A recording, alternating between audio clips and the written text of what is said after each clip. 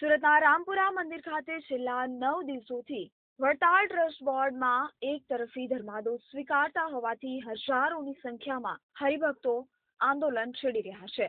જોકે આ આંદોલનના મંગળવારના રોજ 9 દિવસ પૂર્ણ થયા છે। દિવસે ને દિવસે આંદોલન ઉગ્ર બનતું જઈ રહ્યું છે।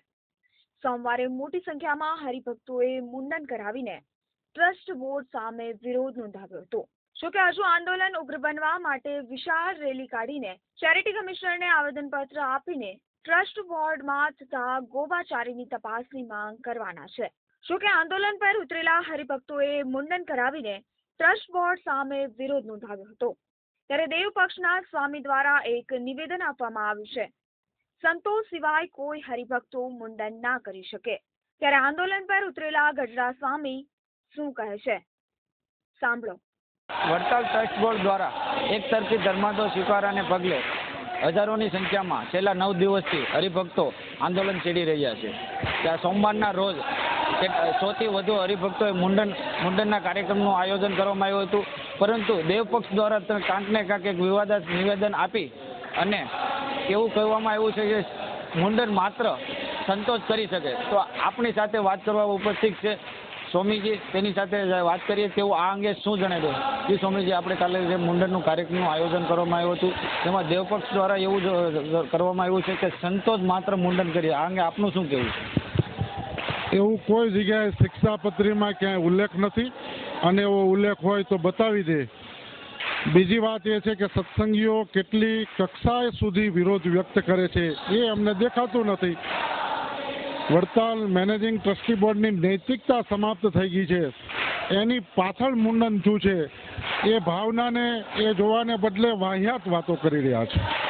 એ રીતે સ્વામીજી જણાવી રહ્યા છે કે મુંડનનો કાર્યક્રમ માત્ર એટલા જ માટે કરવામાં આવ્યું કારણ કે ટ્રસ્ટ બોર્ડનો જે નૈતિકતા છે તે પૂરી થઈ ગઈ છે, જેને લઈને આવા વિવાદિત પ્રશ્ન નિવેદન કરી રહ્યા છે જેવું સ્વામીજી કહી રહ્યા છે। પરંતુ હાલ જે આપણા 9મા દિવસનું જે આંદોલન યથાવત છે આ અંગે સ્વામીજીને પૂછ્યું કે હાલની જે ઉગ્ર આંદોલન બનાવવા માટે કઈ પ્રકારના આયોજન કરવામાં આવ્યા છે। જી સ્વામીજી, આંદોલન જે ઉગ્ર થઈ રહ્યું છે તેને આજે 9મા દિવસનું આંદોલન ચાલી રહ્યું છે, તો હજુ કેટલા દિવસ સુધી આંદોલન ચાલશે અને કઈ રીતે કાર્યક્રમનું આયોજન કરવામાં આવ્યું? આજે બપોરે 3 વાગે યોગી ચોક સોસાયટીની યોગી ચોક ગ્રાઉન્ડની અંદર મોટા વિશાળ પ્રમાણે સત્સંગીઓ જશે અને આવેદનપત્ર જોઈન્ટ ચેરિટી કમિશનર સાહેબને અર્પણ કરશે અને હરિભક્તો પોતાનો વિરોધ વ્યક્ત કરશે। આ આવેદનપત્રમાં કઈ રજૂઆતો હોય છે અને કઈ અંગેની તપાસ કરવા માટેનું આવેદનપત્ર આપવામાં આવ્યું?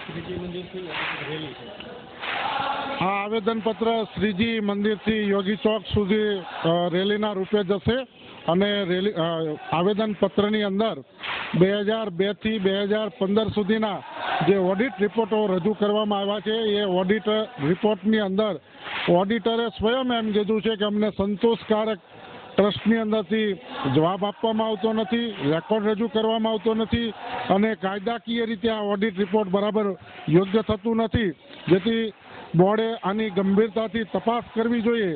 જે બાબતે આજ દિવસ સુધી કોઈ ચેરિટી કમિશનર દ્વારા એની તપાસ કરવામાં આવી નથી કે એને નોટિસ ભેજવામાં આવી નથી, માટે 2002 થી 2015 સુધીના ઓડિટ રિપોર્ટો તાત્કાલિક ચેરિટી કમિશનર મગાવી અને એના ઉપર યોગ્ય કાર્યવાહી કરે। એ રીતે સ્વામીજીએ વાત કરી કે ઓડિટ રિપોર્ટને આધારે તપાસ થાય તે પ્રમાણે આવેદન આપવામાં આવ્યું છે, પરંતુ હવે આ આંદોલનમાં કેવો નવા વળાંક આવે છે તે જોવું રહ્યું। કેમેરામેન હર્ષિત ધોળકિયા સાથે મયુર મિસ્ત્રી, નિર્માણ ન્યૂઝ, સુરત।